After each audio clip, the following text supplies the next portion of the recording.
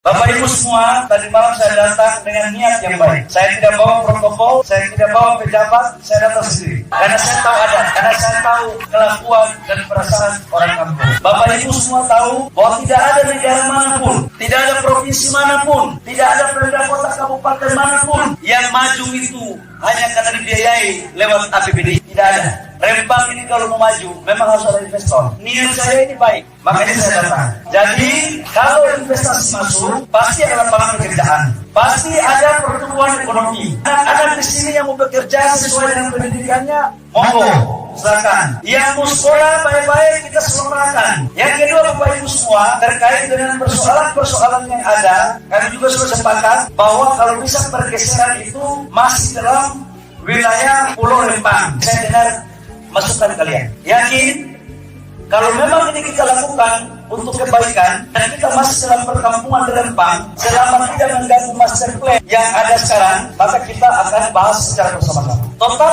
areal di sini itu kurang lebih sekitar 17.000 hektar. Dari 17.000 itu 10.000 lebih hutan lindung. Tidak bisa kita garap itu hutan. Begitu kita garap menjadi penjara semuanya. Karena itu hutan lindung. Saya ngomong belak-belakan begini karena saya juga orang kampung. Saya mau jujur, saya sudah punya data dari teman-teman yang melakukan pendataan. Yang pertama, kami tidak mungkin menzolimi hak kesulungan daripada saudara-saudara saya yang sudah ada di sini secara turun-temurun. Hak-haknya kita harus perhatikan dengan baik. Caranya pun kita harus perhatikan dengan baik. Tetapi kalau ada saudara-saudara saya yang juga datang, mohon maaf, yang baru untuk perlakuannya beda dengan saudara-saudara kita yang sudah secara turun-temurun di wilayah Rempang ini. Bapak Ibu semua, dengan tidak menggunakan rasa hormat saya, kita membuat kriteria. Kalau ada terjadi pergeseran kepada saudara-saudara saya, maka diberikan tanah 500 meter sertifikat hak milik. Satu. Yang kedua, Bapak Ibu semua, rumah yang kita kasih tipe 45, kurang lebihnya 120 juta. Tetapi kalau Bapak Ibu yang punya rumah, harganya bukan 120 juta, tapi ada yang 500 juta contoh, itu akan dinilai oleh KJPP. KJPP ini lembaga independen yang menilai.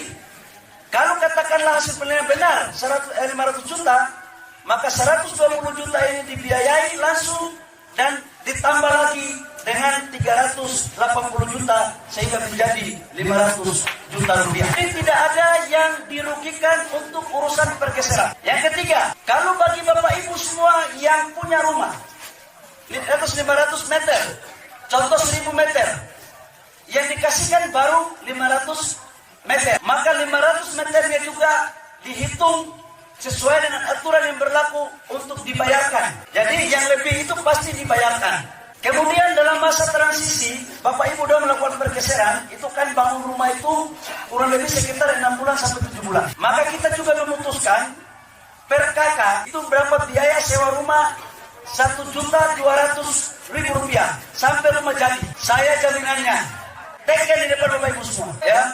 Saya teken di situ. Jadi saya tidak mungkin nipu Bapak Ibu semua. Tidak ada. Yang kedua, setiap orang akan mendapat 1.200.000 rupiah per orang per bulan. Jadi kalau dalam satu kakak ada 4 orang, maka dia mendapat 4.800.000 biaya hidup di luar sewa rumah.